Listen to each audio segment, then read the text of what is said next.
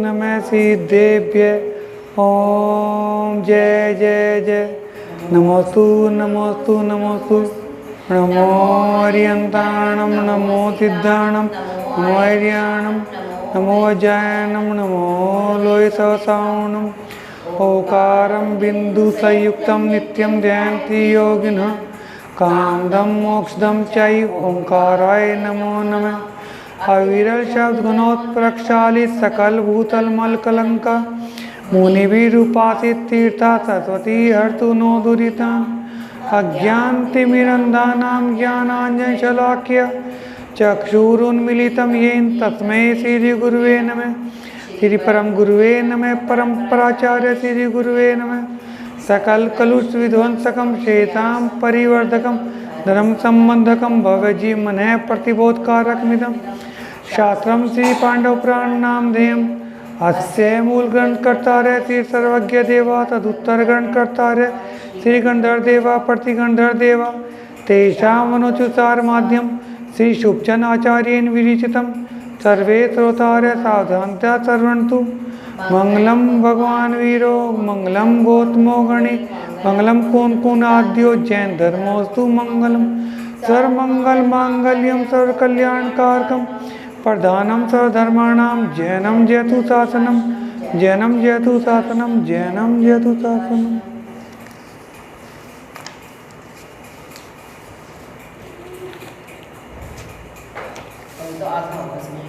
हाँ,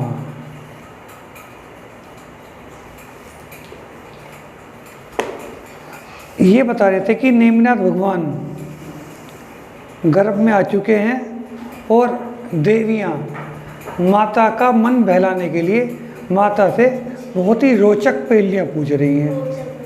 रोचक का मतलब बेटा ये होता है कि ऐसी ऐसी पहेलियाँ पूछ रही हैं, हाँ, जिसमें थोड़ा सोचना भी पड़े और आंसर भी मज़ेदार हो। ठीक है ना। जैसे कि अभी कुछ तो कुछ का सबका मन लगे। हाँ, देखो बेटा, अब तो मैं कुछ उदाहरण देंगे। कुछ तो कल आ गई थी पहेलियाँ, अब तो आपके सामने भी कुछ पहेलियाँ आने वाली हैं, तब आपको पता चलेगा कि कैसी कैसी पहेलियाँ पूछ रही थी। देखो बेटा, पहले संस्कृत में है, उसके बाद उसका हिंदी दे रखा है। सुख रूपक किम सिया त्या तका भाषा च कर्तिगा भुज परूपक कै सिया तक सेवियो जन सतमयी। बेटा ये संस्कृत में है, अब इसका हिंदी रूपांतरण दोनों। सुख का प्ररूपक कौन है, यानी कि सुख किसके द्वारा उत्पन्न किया जाता है। कर्ता विहीन कौन सी भाषा होती है, ऐसी कौन सी भाषा है जिसमें कोई दया ना हो। भुजाओं को कहने वाला कौन है, उत्तम पुरुष किसकी सेवा करते हैं। ठीक है ना। अब ये ऐसा प्रश्न पूछा है देवी ने, माता उत्तर दे रही हैं शम अद्या दयाशम। सुख का प्ररूपक कौन है, दयाशम, यानी कि दया। देखो बेटा, तुम जिस पर दया करोगे वो भी सुखी होगा और दया करने वाले को भी खुशी मिलती है। उदाहरण देता हूँ मैं। आप छत के ऊपर पानी का भर के बर्तन रखते हो, क्यों रखते हो, आपको पक्षियों पर दया आ रही है। ठीक है ना। और जब पक्षी पानी पीते हैं आपको कैसा लगता है, आपको भी अच्छा लगता है, और पक्षियों को कैसा लगता होगा। तो दया दोनों को सुख दे रही है, दया दोनों को सुख दे रही है ना। तो दया कैसी है, सुख देने वाली है। तो पहला क्वेश्चन था माता से, पहला क्वेश्चन क्या पूछा था कि सुख का प्रदेयक कौन है, प्ररूपक कौन है, सुख देने वाला कौन है, तो दया है। कृपा विहीन, कृपा विहीन का मतलब जो दया विहीन है, जो किसी पर कृपा ही नहीं करते, ऐसी कौन सी भाषा है। तो माता ने कहा अदया। पहले वाले में भी दया आ गया, दूसरे वाले में भी दया आ गया। अदया, अदया का मतलब जो दया के बिना बोली जाती है, जो किसी के प्रति दया की भावना नहीं रखते हैं, ऐसी भाषा कौन सी है, अदया। पहले वाले में भी दया आया, दूसरे वाले में भी दया आया। भुजाओं को कहने वाला कौन है, तो उसका आंसर दिया माता ने कर और सम दया कर, ठीक है ना। कर का मतलब होता है बेटा हाथ, भुजा, एक ही बात हो गई। और सम दया कर का मतलब है समता भाव दया का आकार, समता भाव और दया का आकार, ठीक है ना। अब दूसरी तेरी प्रश्न पूछ रही है कि वित परूपक किम सया, वित परूपक, अगला क्वेश्चन है वित परूपक किम सया पद पदम संग्राम मत खलु कै सियात संग्राम शूराणाम कै सियात जुर्म पांडव। अर्थात वित्त को कहने वाला कौन सा शब्द है? वित्त, वित्त का मतलब पैसे। वित्त को कहने वाला कौन सा शब्द है? युद्ध, योद्धाओं को युद्ध में कौन सा पद मिलता है? और अर्जुन को क्या बोलते हैं? अर्जुन को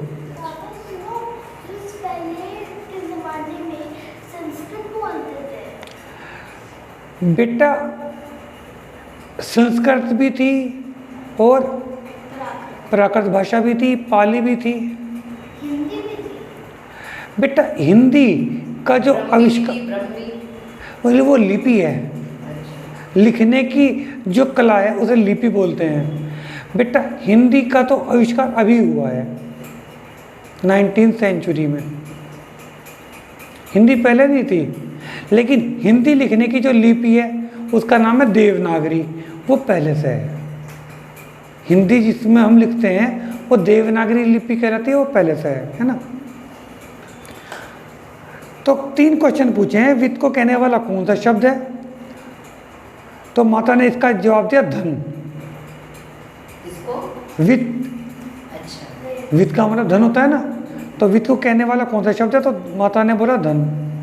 योद्धाओं को युद्ध में क्या मिलता है? जय मिलती है, जीतते हैं वे तो जय।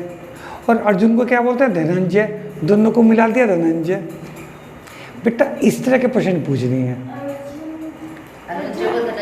अर्जुन का बेटा दूसरा नाम धनंजय भी है, पार्थ भी है। अर्जुन के पास पैसा भी था और वो जीत भी चुके थे, तो इसलिए उनको धनंजय बोलते थे क्या? नहीं बेटा ऐसी बात नहीं है। हाँ उनका नाम धनंजय भी था। और हाँ पहली पूछ रही है पानार्थे पिब को धातु रक्षार्थे पी को मत के सामान्य पक्षभ्यासी कृषाणु को भी धीयते आद्यक्षरम बिना पक्षी को मध्यांतर बिना भुक्तिहर्म कौन्त्य मुनुच्य संबुद्धि पान रक्षके। तो इसका अर्थ है, एक देवी क्वेश्चन पूछ रही है, उसका अर्थ है पीने के अर्थ में जिसका लोट के मध्यम पुरुष के एक वचन में पिब रूप होता है। थोड़ी सी ग्रामर का यूज कर रहे हैं, लोट के वचन में पीने की जो संस्कृत है ना, धातु है, वो पिब है, उसके बारे में बोल रहे हैं। कौन सी धातु है तथा रक्षण अर्थ में कौन सी धातु है?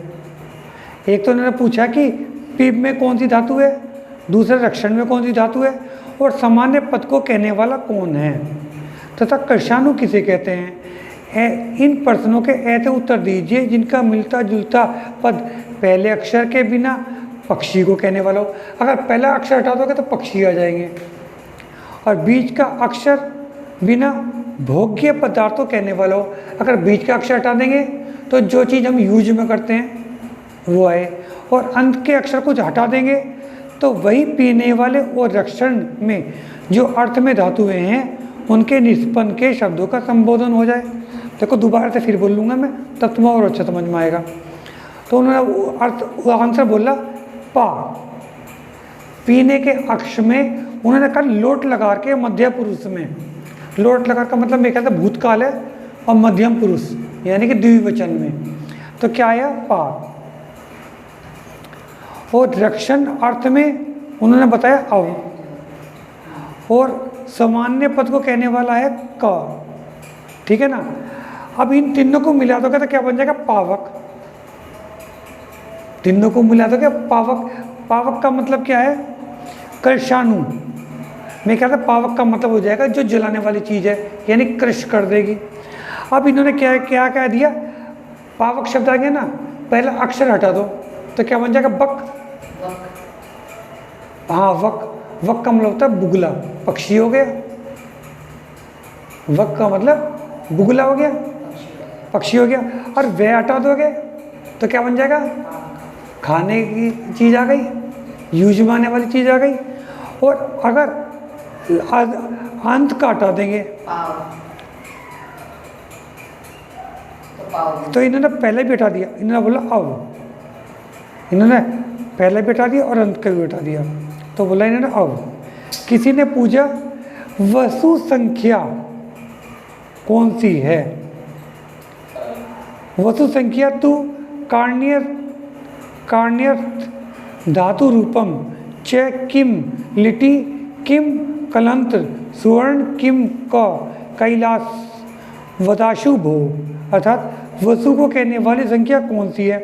वसु का मतलब तुम्हें पता ही है 8 है, वसु का मतलब 8। प्राप्ति अर्थ वाली धातु का लिट में क्या रूप होता है। स्त्रीलिंग का बोधक कौन है। सोना और कैलाश किसे कहते हैं, सोना भी और कैलाश भी।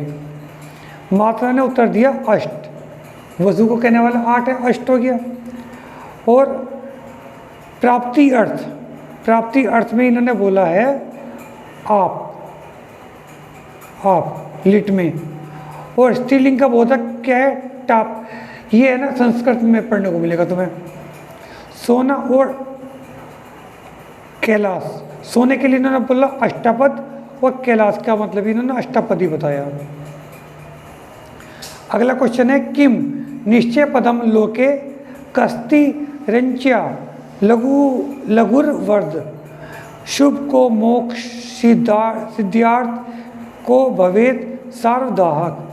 अर्थात निश्चय पद कौन है, तिर्यंचों में छोटा कौन है, मोक्ष की सिद्धि के लिए उपयुक्त कौन है, सबको जलाने वाली क्या चीज़ है।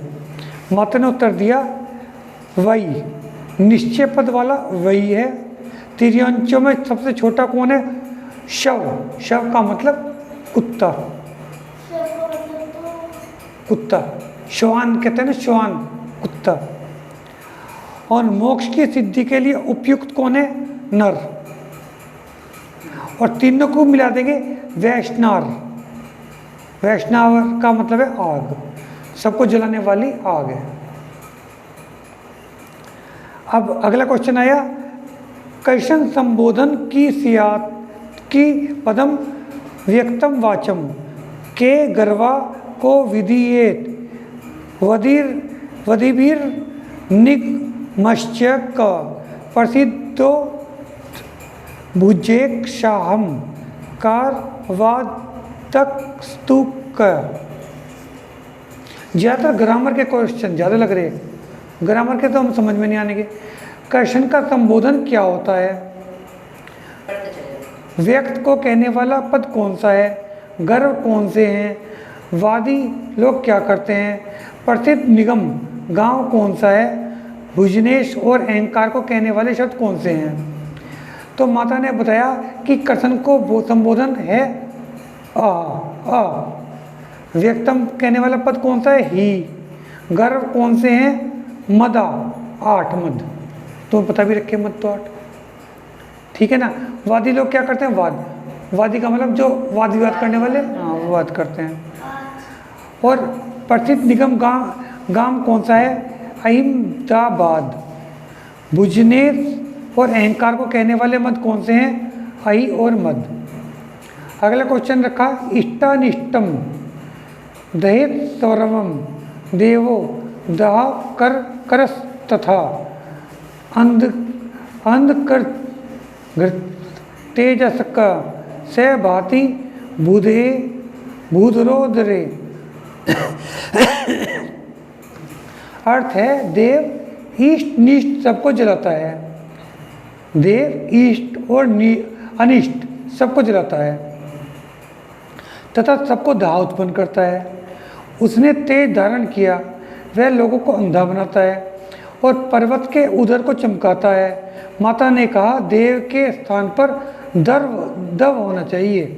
दव अर्थात अग्नि है जो ईष्ट नीष्ट सबको जलाता है। मतलब देवी ने खुद से देव कह के सब यो बताया कि देव ईष्ट नीष्ट अनिष्ट सबको जलाता है। और हाँ, तो उन्होंने देव की जगह दाह करवाया और बिल्कुल सही बैठ रहा है। ईष्ट अनिष्ट को जलाने वाला, दाह उत्पन्न करने वाला, तेज धारण करने वाला, सबको अंदर बनाने वाला, बिल्कुल सही है दाह का। इसके सिवाय देवियों ने और क्रिया गुप्त आदि के प्रश्न करती हैं, माता उसके उत्तर देती हैं। एक ने पूछा रम्य काय फलम मात सर्वेशां तोषदायकम जिन चक्री बला दीना पदस्य सरलोकनेते, अर्थात जिन चक्रवर्ती बलभद्र आदि सबको पूर्ण उन्नति का पद को संतोष देने वाला रमणीय फल क्या है, सो कहो। माता ने उत्तर दिया अमृत मोक्ष है। ठीक है ना, सबसे बड़ा अमृत तो मोक्ष ही है। इनमें माता से विनती करती हैं, माता आप लोगों के पाप समूह को दूर करो। वह उन्हें बहुत दुख देता है और उनकी आत्मा को चंद्रमा को ग्रसने वाले राहु की भांति ग्रसता है। कोई माता को जय जयकार बोलती थी कि स्वामी मुँह वाली माता तुम्हारी जय हो। देव और जगत के स्वामी पुत्र को पैदा करने वाली तीन लोक की सारी स्त्रियों के रूप की सीमा तथा कोयल जैसे कंठ वाली हे माता तुम जयवंत रहो। आवाज क्लियर है, स्पीड भी ठीक है। इस प्रकार देवियों ने जिन माता का मतलब क्या है बेटा? भगवान की माता। जिन का मतलब भगवान। जिन माता के गूढ़ अर्थ वाले बहुत से प्रश्न किए, माता ने उनका उत्तर अति शीघ्र और उचित दिया। उनकी बुद्धि स्वभाव से ही नाना प्रश्नों के उत्तर देने में समर्थ थी, क्योंकि गर्भ में भगवान है। वह प्रभु को गर्भ में लिए थी ऐसी शोभती थी कि जैसे कि मणियों के द्वारा हार लता शोभती है। स्वभाव से ही तेजशाली, उनके शरीर के शोभा गर्भ से और भी तेज बढ़ गई थी, जैसे कि स्वभाव से ही कांति में खान की शोभा रत्नों की कांति से और बढ़ जाती है।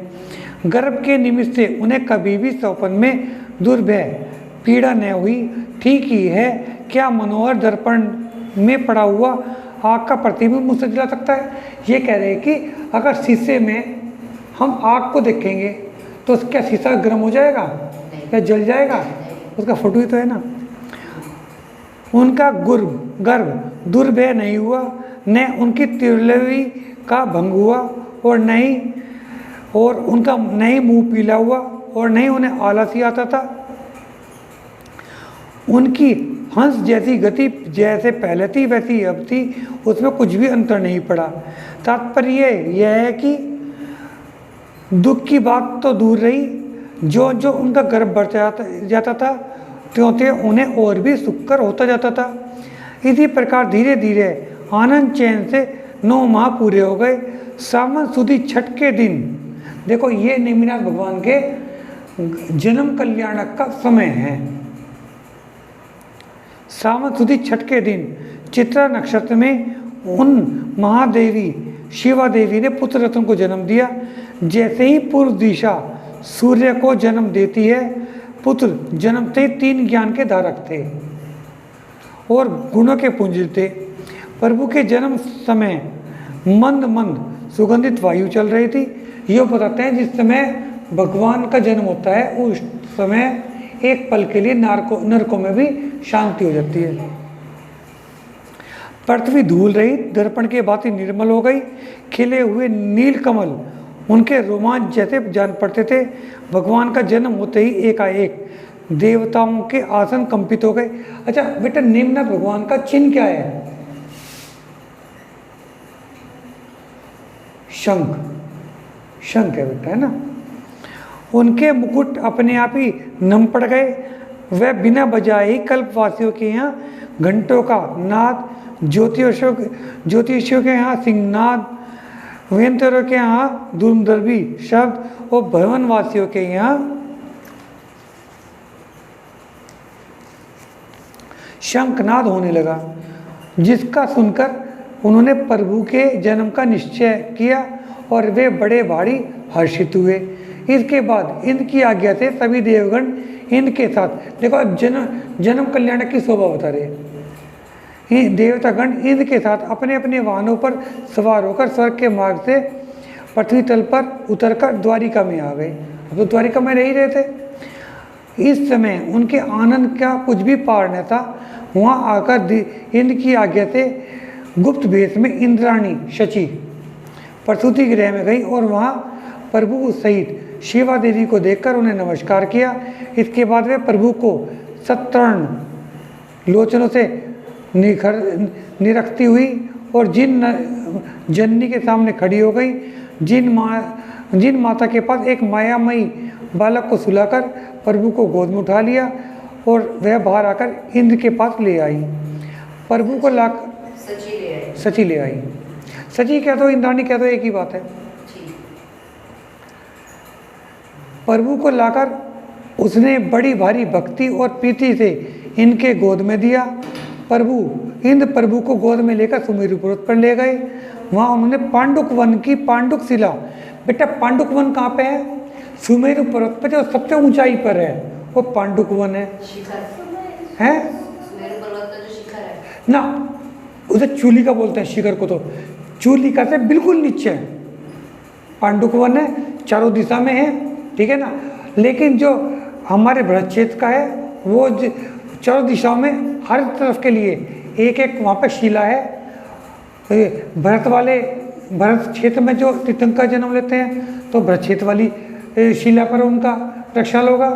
और पूर्व विधि, हाँ ऐसा है, ये समझ लो कि ये पांडुक शिला के ये पांडुक वन है, हर दिशा में शिलाएं हैं, ठीक है ना। उधर हम लोग रहते हैं दक्षिण की तरफ, दक्षिण वाले तो पांडुक शिला पर करेंगे। उत्तर वाले हैं जो उत्तर में ऐरावत क्षेत्र है, तो सुधर्मीन तो यही है, तो ये उत्तर वाले में जाएंगे। फिर पूर्व विधेय और पश्चिम विधेय हैं, तो पूर्व विधेय के जितने तीर्थंकर हैं वे इस वाली में आएंगे। पश्चिम विधेय नहीं, पूर्व तो इधर है ना, तो पूर्व वाले तो इधर आएंगे, पश्चिम वाले इधर आएंगे, तो चारों दिशाओं में है। हाँ बेटा, जिस तरह से हम दक्षिण में हैं, दक्षिण में भरत क्षेत्र है, तो पांडुशिला तो अलग अलग होगी, चार नहीं, चारों का नाम पांडुक शिला नहीं है, मुझे उन शिलाओं का नाम याद नहीं है। चारों दिशाओं में शिलाएं बिल्कुल एक सी हैं, पर उनके नाम अलग अलग हैं। भरत क्षेत्र में जो है उसका नाम पांडुशिला है। हाँ, भरत क्षेत्र वाले की नाम पांडुक शिला है और है बिल्कुल एक सी, अंतर कुछ नहीं है।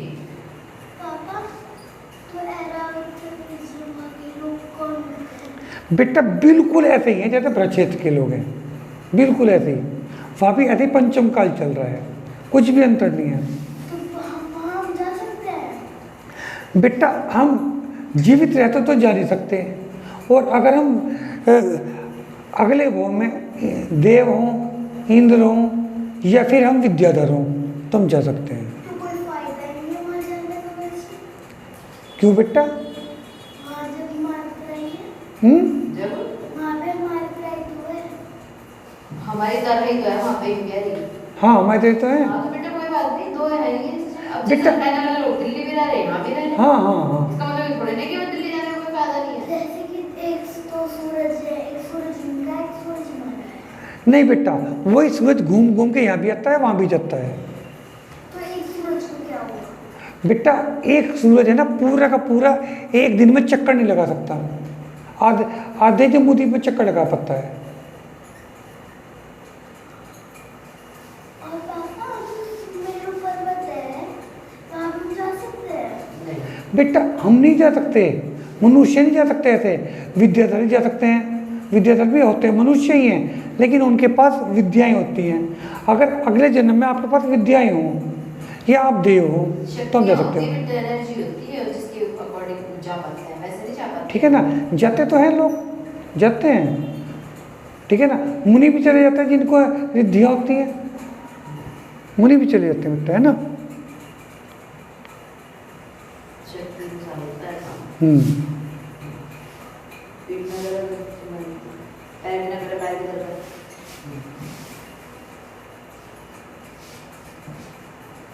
प्रभु को लाकर उन्होंने बड़ी भारी भक्ति और प्रीति से इनके गोद में दिया। इन प्रभु को गोद में लेकर सुमेरु पर्वत पर ले गया। वहाँ उन्होंने पांडुक वन की पांडुक शिला पर, जो अनादि से एक सिंहासन के जैसी है, विराजमान कर क्षीर सागर से, 5वां सागर है, क्षीर सागर से जल के भरे हुए सोने के 1008 कलशों द्वारा प्रभु का अभिषेक किया। और वो भी एक दिन के भी नहीं है, और वो जो कलश है वे योजनों के हैं। उन्होंने प्रभु के स्नान के जल से अपने कर्म कलंक को बहा दिया। अनंतर इंद्राणी ने प्रभु के शरीर को पहुंचकर दिव्य वस्त्र आभूषण पहनाए। इस समय प्रभु के शरीर का सौंदर्य इतना बढ़ गया कि इंद्राणी उनको देखकर तृप्त नहीं होती थी। इसके बाद इंद्राणी के साथ इंद्र ने प्रभु की स्तुति करना आरंभ किया। प्रभु आप श्वेत रहित यानी कि पसीने रहित हैं, मल रहित निर्मल हैं, विपुल हैं। आपका रुधिर दूध के जैसा सफ़ेद है। रुधिर का मतलब खून। आपका पहला संस्थान, पहला सैनन है। पहला संस्थान कौन सा? पहला कौन सा होता है? वर्ज वर्षप नाराज सैनन, पहला सैनन, ठीक है ना। बता रहा बेटा, पहला सैनन है वज्र वर्षप नाराज सैनन। कि अगर उन्होंने पत्थर के ऊपर भी टुकड़े कर दिए, पत्थर चूर चूर हो जाएगा, उनके ऊपर कुछ चोट नहीं लगेगी। पत्थर पे ही हाथ में मार दिया था। हाँ, तो चूर चूर हो जाएगा। हाँ, ठीक है ना। ये वज्र वर्षप नाराज सैनन होता है। जैसे कि हनुमान जी बहुत ऊंचाई से गिरे थे और शीला के, हाँ, हाँ, आप बता रहे हो कि भगवान जी का जो ब्रेड होता है वो वाइट कलर का होता है, तो पापा उनके अंदर ब्लड सेल भी होते हैं। बेटा देखो, एक बात है, इसके बारे में बहुत ज़्यादा जानकारी तो हमें भी नहीं है, सही बात तो ये है। लेकिन जहाँ पर विज्ञान फेल है वहाँ पर धर्म कामयाब है। सबसे बड़ी बात है, हमें इतना ज्ञान नहीं है। ये बात सही है बेटा तुम्हारी, हमें इतना ज्ञान नहीं है, लेकिन उनके पास सब चीज़ें हैं। और बहुत सारी चीज़ें ऐसी हैं जो साइंस सिद्ध नहीं कर पाया, बाद में सिद्ध करी। बेटा साइंस 19th सेंचुरी, जैसे अब तो चल रहा है 2024, एक टाइम था 1900, यानी कि अब से 124 ईयर एगो, 124 ईयर एगो ये मानते थे कि पेट पैदों के अंदर जान नहीं होती। साइंस ये मानता था। हाँ, साइंस ये मानता था बेटा। अब एक बात है को साइंस ने भी एक्सेप्ट कर लिया। और महावीर स्वामी ने 2600 ईयर्स एगो कह दिया था कि पेट पौधों के अंदर जान होती है। बेटा हमारा ज्ञान बहुत कम है। हाँ, ठीक है ना। कम क्या है, जैसे मान लो कि जैसे हमें कोई कमरा देखना, अंधेरे कमरे में टॉर्च से देखेंगे तो हम टॉर्च की लाइट से कितना देख पाएंगे? बस हम उतना ही देख पा रहे हैं। ये बात है बेटा, है ना। तो इस बारे में हम नहीं बता सकते बेटा, क्योंकि हमारा ज्ञान कम है। पहला सहनन है, पहला सहनन होता है मैंने उल्टा बोल दिया, संस्थान की जगह सहनन बोल दिया, सहनन की जगह संस्थान बोल दिया, ठीक है ना। सहनन तो बता दिया मैंने, हाँ। इन्होंने पहले नंबर पर तो बोला संस्थान पहला संस्थान होता है समचतुरस्र संस्थान। समचतुरस्र संस्थान, समचतुरस्र संस्थान के अंदर होता क्या है कि शरीर की हर चीज़ की आकृति उतनी होनी जितनी होनी चाहिए, लंबाई जितनी होनी चाहिए, उसके अकॉर्डिंग आंखों का साइज जो होना चाहिए, उसके अकॉर्डिंग हाथ का जो साइज होना चाहिए, बिल्कुल परफेक्ट, बिल्कुल परफेक्ट, ठीक है ना। किसी के पैर तो लंबे हैं, शरीर छोटा है, किसी का ऊपर से मोटा है, नीचे से पतला है, किसी का ऊपर से भी पतला, नीचे से भी पतला, बीच में से मोटा है। ऐसे लोग दिखे होंगे ना, होते हैं ना। लेकिन भगवान का बिल्कुल जैसा होना चाहिए वैसे परफेक्ट, वो कह रहा था समचतुरस्र संस्थान, ठीक है ना। सहनन भी पहला सहनन होता है वज्र वर्षप नाराज सहनन, तो भगवान का पहले ही सहनन है, पहले संस्थान है, ठीक है ना, क्योंकि तीर्थंकर बनने हैं। आप सर्वोत्तम है, आगे सर्वोत्तम है वे। तात्पर्य यह है कि आप को बेस्ट एक्सीलेंट, ठीक है ना। तात्पर्य यह है कि आपको सब मोक्ष का सामग्री प्राप्त है, मोक्ष तो जा नहीं है। स्वामी, आप शरीर सौंदर्य से परिपूर्ण है, नाना प्रकार की सुगंधि से विभूषित हैं तथा 1008 लक्षणों से युक्त हैं। प्रभु, आप उपमा रहित निरूपम हैं, वीर्य के भंडार है। वीर्य का भंडार का मतलब शक्ति के स्वरूप है, शक्तियाँ बहुत हैं आपके अंदर। हित मित और प्रिय वचन बोलने वाले हैं। अतः प्रभु, मैं आपको नमस्कार करता हूँ। आप शिवा देवी के पुत्र हैं और 10 अनोखी बातें अतिशयों से सुशोभित हैं। हरीश समूह को दूर करने वाले हैं और कल्याण रथ की धुरा हैं। हे प्रभु, मैं आपको नमस्कार करता हूँ। इस प्रकार प्रभु की स्तुति करके इंद्र ने खूब तांडव नृत्य किया। या वाणी के ज्ञान से तुझे लोकालोक, सो वाणी मस्तक नमो सदा रे तू दो। हे जिनवाणी भारती तोय जपू दिन रैन, जो तेरी शरणा गए तो पावे सुख चैन। जिनवाणी माता की जय, जय जिनेन्द्र।